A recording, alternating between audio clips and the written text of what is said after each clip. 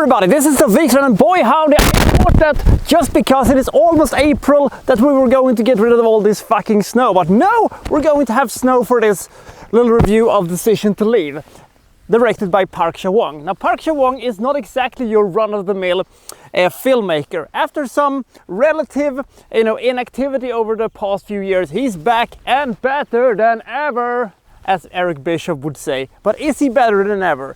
That's what we're gonna find out today. One thing you need to know about Mr. Chan-wook is, of course, that he doesn't populate his movies with, your normal character, your blue-eyed baby faces and your dastardly heels, and it's not going to be, good versus evil. It's not going to be a standard movie whenever he's up, doing his stuff. Decision to Leave is a very, very, very unusual movie, and when I saw this movie, it took me quite a while to, really understanding what I really thought about this movie, because usually when I see a movie and I come out to the theater or, shut off my TV, I usually say something like, that was definitely a 77 movie, or that was definitely a 45 movie, or that was definitely a 6-point movie. Ugh, 6-point movie. Ugh. But this one, it took me a couple of days, almost a week, to get across what I actually thought about this movie, because the rating kept shifting, but I finally figured out exactly what I think about this movie. Let's find out together if it is good, bad, or in between, shall we? This is Decision to Leave.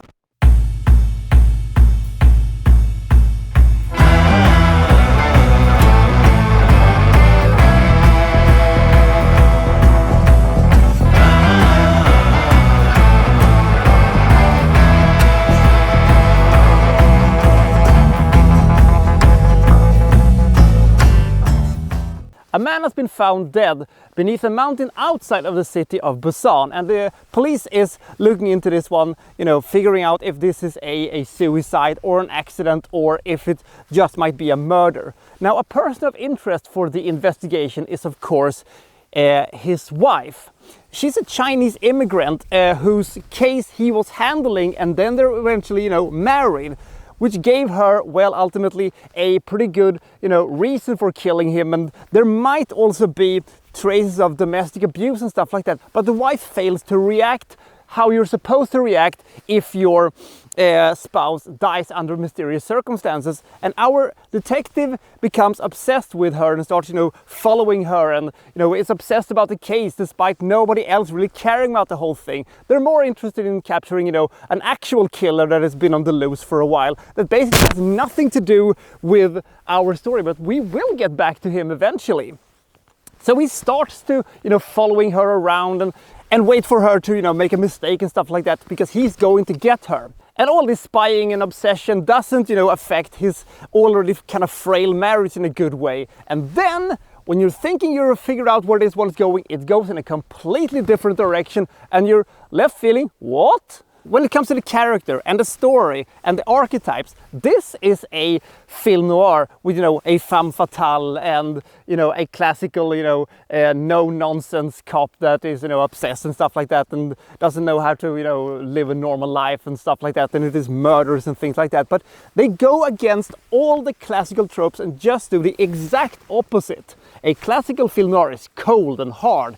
This is warm, and the music is soothing and jazz-like, and the entire atmosphere is so weird because you're looking at a classic film noir, but it feels more like a romantic drama.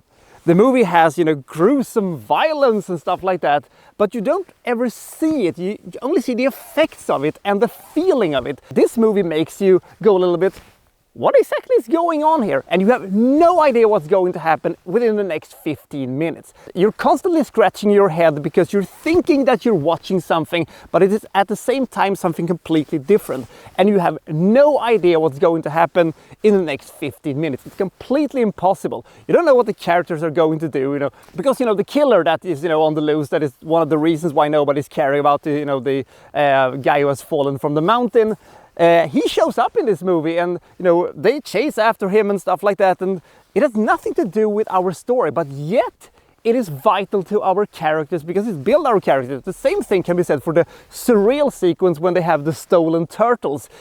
which includes a sequence that is absolutely unnecessary to the entire movie, but still will leave you absolutely slack-jawed in, huh? What the fuck is this? It is the same kind of surreal, weird nonsense that was, you know, basically the thing from Oldboy when he ate the live octopus and stuff like that. So 138 minutes just vanishes. It goes so fast and there is so much stuff is happening, which is also one of the problems this movie has, because it is a little difficult sometimes to follow the story. Why is this character do X, Y, and Z? Because no one in this movie is normal. Everybody is kind of kooky-wooky, and it is difficult sometimes to understand who is doing what, why, to who, or where. And at least for me, it was a little difficult sometimes to follow along with the story, but some people might not have the same problem. And then we come to the ending of this movie. If you gave me, you know, 200 options of how this movie was going to end, I think that this ending was going to be my 177 or something like that, because it was an absolute masterclass. I loved it because it made me think. When I saw it first, I was like, what the fuck is happening? What? And then, oh, Jesus Christ, because it created so much more.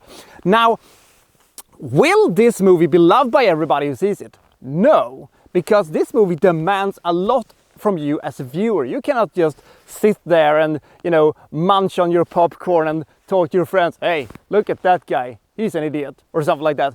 You have to pay a lot of attention to at least vaguely follow along in this kind of complicated, but at the same time kind of simple story. Does the movie have a unique way of telling its story? Yes. Does it have unique characters? Yes. Is it as good as Handmaiden or Oldboy? The answer is no, but it is still one of the best movies I've seen from South Korea in recent years. If I would have seen this before I made my very, very excellent top 10 best South Korean movies, it would have most definitely have been on that list. But as it stands, I really recommend this movie, but not everybody will like this. Do I think this movie could have been even better if it would have been a traditional film noir? Possibly, but at the same time, this was such a unique experience that I'm kind of glad he went against all the tropes and all the cliches and made something that was quite unique. When I walked out of the cinema watching Decision to Leave, I said to myself, this is probably going to be 69, 70 or something like that.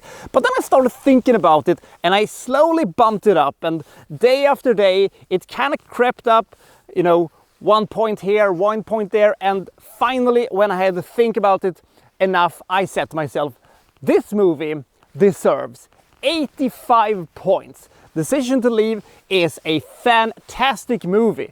Not as good as his previous movies he has done, but it is still a unique experience that I think you should at least try to see.